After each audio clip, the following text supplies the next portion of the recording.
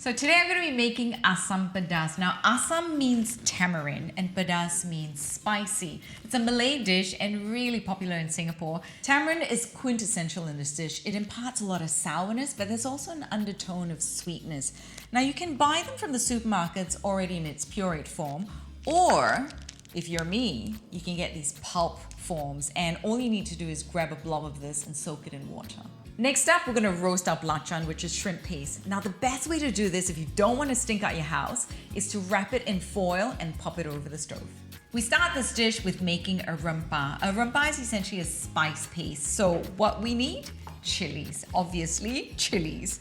We need some turmeric, some fresh turmeric, some galangal, garlic, and some lemongrass. Now these are still pretty young, they're from my garden, but they're beautiful.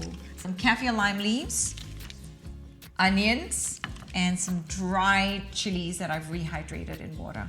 To start, let's crush our garlic to remove the skin. Now because galangal is a little bit woody in texture, what we want to do is sort of try and get rid of all that sort of blemish skin and then finally chop it.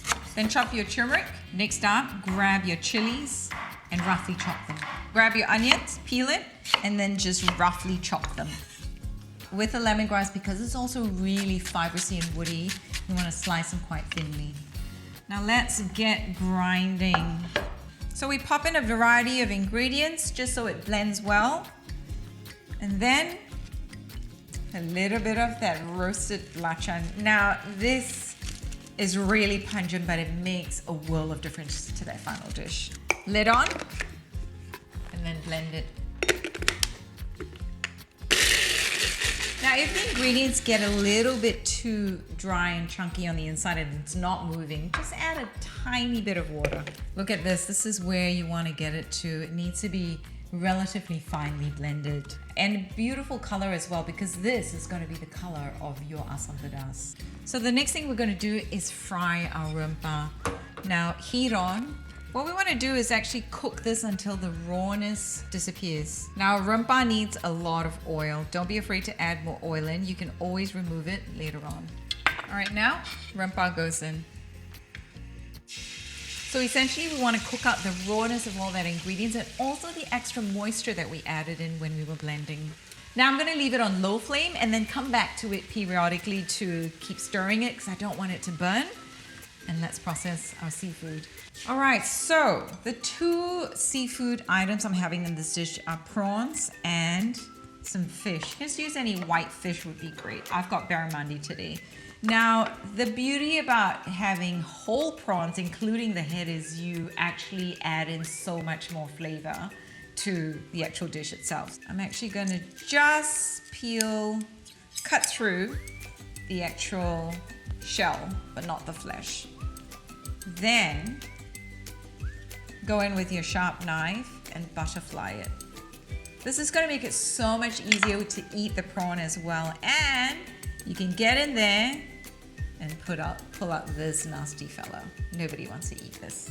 Ew. Let's put it down. Ooh, gotta stir this. Now it's really important to keep checking on your spice paste because you don't want it to burn, but you want it to cook well.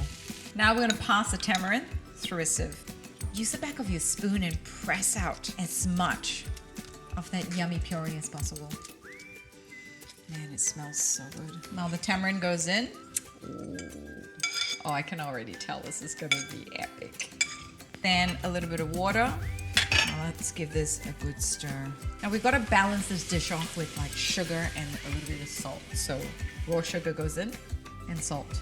And finally, kaffir lime leaves go in. And you want to crush these babies to release the flavor. Let's taste it.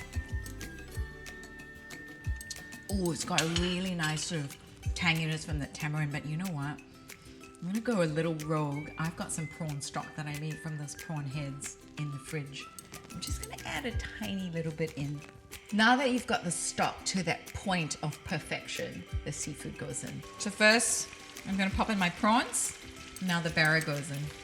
It's so much nicer to keep the prawn shells intact when you cook this dish because it just adds that much more flavor. And I've got all these little corally bits bopping out of the dish. It's just gorgeous. So when your fish starts to fork apart, it's ready to serve. So pop all your seafood into a bowl and top it up with that beautiful, delicious sauce. Now you cannot have enough sourness in this dish. So I've got here calamansi from my tree upstairs and just squeeze them over the top. Let's dig in. Yum! Oh my gosh, I can smell that calamansi. It's epic. Oh.